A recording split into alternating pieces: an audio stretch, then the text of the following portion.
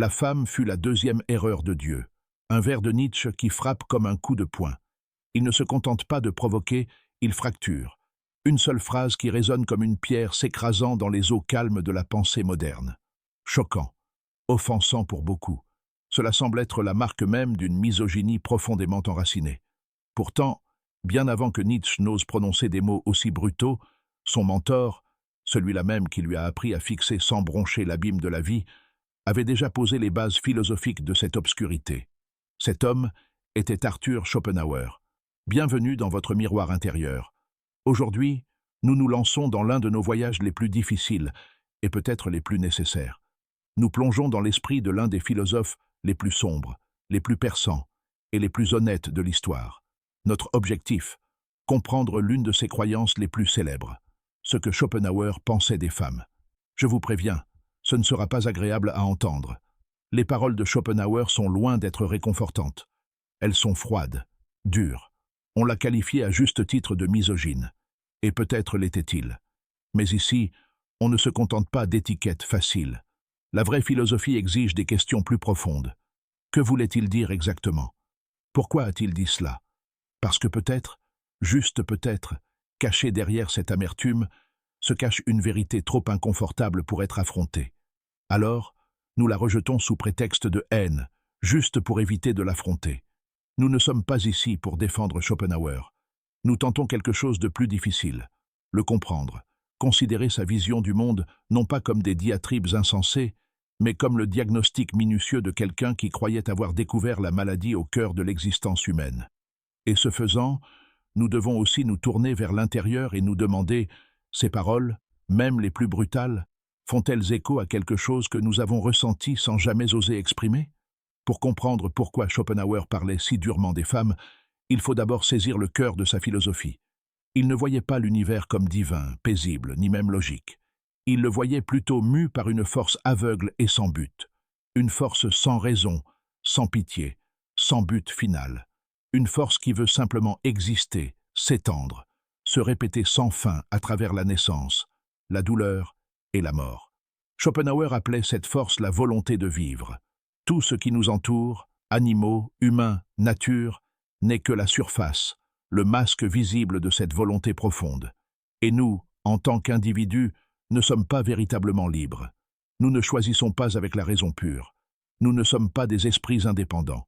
Nous sommes des marionnettes, nos ficelles tirées par la volonté.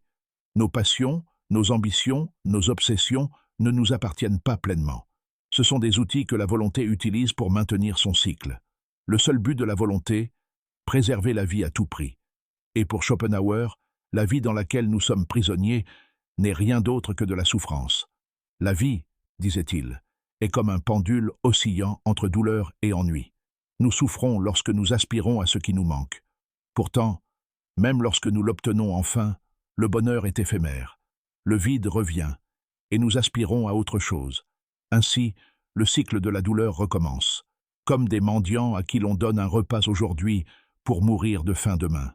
Le bonheur, affirmait-il, n'est qu'un mirage, une brève illusion dans un désert de souffrance sans fin. De cette vision sinistre, Schopenhauer tourne son regard vers l'humanité, et il établit ici une distinction essentielle. Hommes et femmes ne sont pas deux variantes du même être. Ce sont deux instruments différents que la volonté utilise pour accomplir ses desseins biologiques. Dans son essai sur les femmes, Schopenhauer écrit des mots qui blessent encore. Les femmes ont un raisonnement moins logique, vivent guidées par des instincts à court terme, manquent d'un sens profond de la justice et ont tendance à la tromperie. Des mots douloureux, sans aucun doute. Mais dans son esprit, ses pensées ne naissaient pas de la haine, mais de sa logique métaphysique, de sa vision du fonctionnement de la vie et de la volonté. Pour Schopenhauer, la femme est l'incarnation la plus claire et la plus complète de la volonté de vivre. Elle est la protectrice de l'espèce, son esprit, ses instincts, son être même, façonné par la nature pour servir un but unique et primordial, la continuation de la vie. Quand il dit que la femme vit ancrée dans le présent, il ne la traite pas d'insensée. Il veut plutôt dire que son rôle est de prendre soin de la vie maintenant, dans le réel et l'immédiat. Son génie ne réside pas dans le raisonnement abstrait, mais dans l'instinct. Son esprit reste proche de son foyer, de l'éducation des enfants, des détails de la survie. Elle ne peut se permettre de dériver vers des idéaux élevés, car sa mission est ancrée dans la vie elle-même. Elle ne recherche ni la vérité ni la beauté au sens philosophique du terme. Elle recherche la sécurité, pour elle-même, ses enfants, sa famille. Et pour Schopenhauer, il ne s'agit pas d'une critique morale. C'est le rôle que la nature lui a assigné par la volonté. En revanche, l'homme est l'exception, une rare occasion de résister à la volonté. La femme, pleinement façonnée pour l'espèce, est la servante volontaire de la volonté. Mais seul l'homme peut se soustraire à cette programmation biologique. Il peut renoncer au confort, à la joie, et même à la vie elle-même, pour quelque chose qui n'a aucun intérêt pour la survie. Il pourrait mourir pour une idée, pour l'honneur, passer des années à construire quelque chose qu'il ne terminera jamais, ou se perdre dans l'art, la science ou la musique, sans que personne ne l'ait sollicité.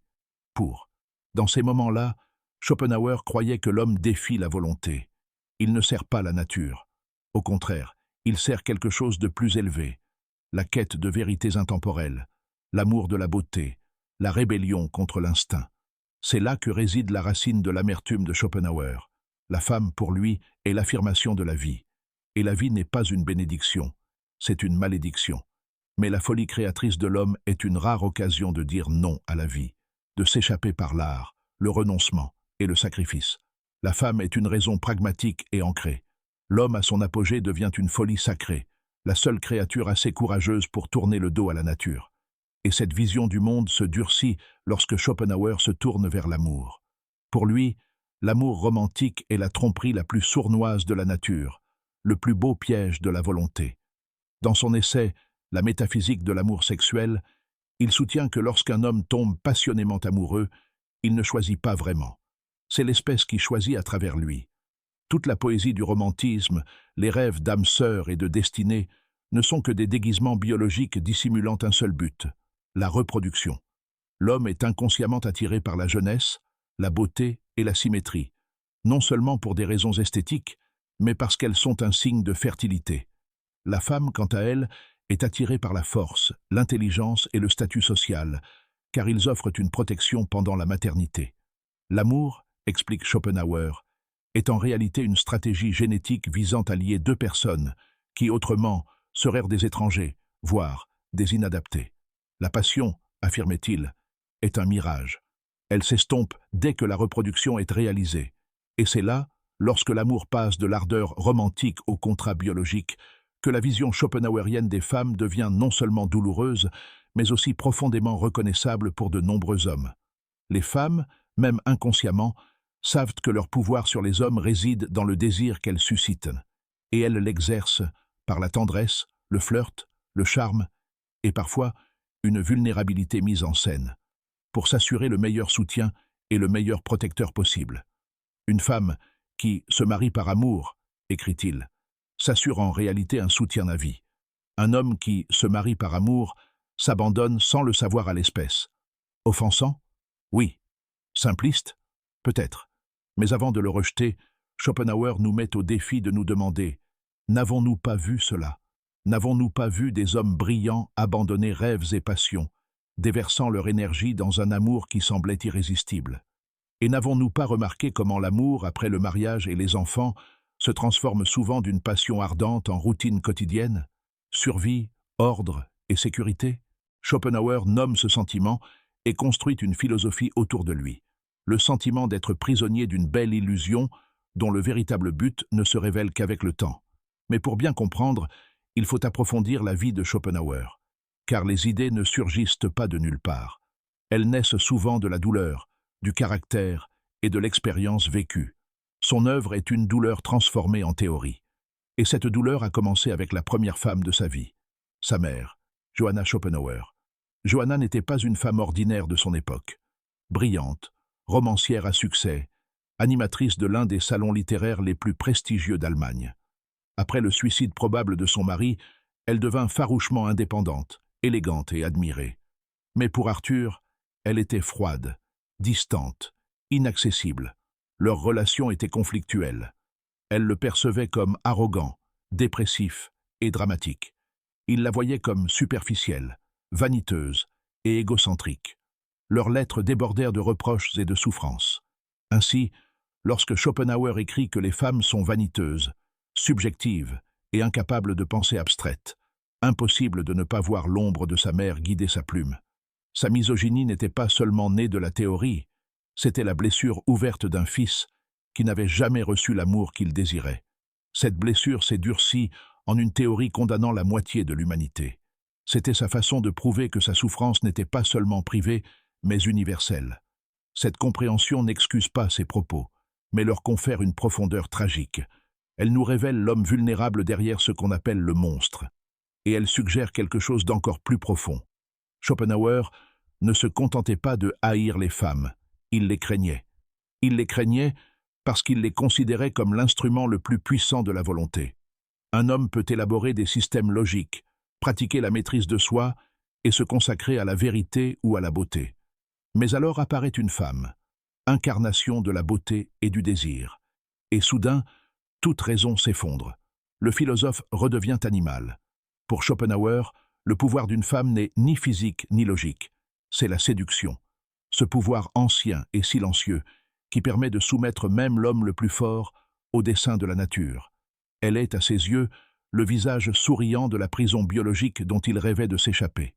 Et lui, le penseur en quête de liberté, la voyait comme la gardienne la plus dangereuse. Et c'est ici, dans ce sombre avertissement, que la voix de Schopenhauer résonne d'une actualité glaçante. Car, soyons honnêtes, son avertissement n'est pas seulement une relique du XIXe siècle. Il est toujours d'actualité. Un homme déterminé, motivé par le travail, l'art ou la croissance spirituelle, a une vision claire. La concentration crée l'énergie et l'attirance masculine. Mais trop souvent, un homme se perd en amour. Son monde se concentre sur elle. Son but, ses loisirs et ses amitiés s'estompent. Et puis survient la cruelle ironie. En abandonnant son centre, il perd ce qui le rendait si attirant. La soif, l'indépendance et la mission même qui l'attirait disparaissent. Il devient dépendant, en orbite, dépendant. Et la femme pour laquelle il a tout donné commence à perdre le respect. Car au fond, une femme ne peut respecter pleinement un homme dénué de centre intérieur. L'amour qu'il a autrefois inspiré finit par l'affaiblir. Schopenhauer nous laisse donc un dernier message. Dépouillé de sa colère, il devient une vérité stratégique. Ne faites pas aveuglément confiance à vos désirs les plus profonds. Regardez au-delà de la beauté, du frisson, de la promesse d'extase. Demandez-vous, est-ce vraiment mon choix, ou est-ce l'espèce qui parle à travers moi? Suis-je manipulé par une volonté aveugle, indifférent à mon but et à mon âme? Il ne s'agit pas d'un appel à rejeter l'amour ou à vivre froidement. C'est un appel à aimer consciemment, à voir les deux forces qui nous habitent, l'animal qui ne désire que se reproduire, et le moi supérieur qui recherche le sens et la vérité. L'homme sage ne renie pas sa nature. Il la comprend et refuse de se laisser dominer par elle. Il conserve son but, son centre, sa mission.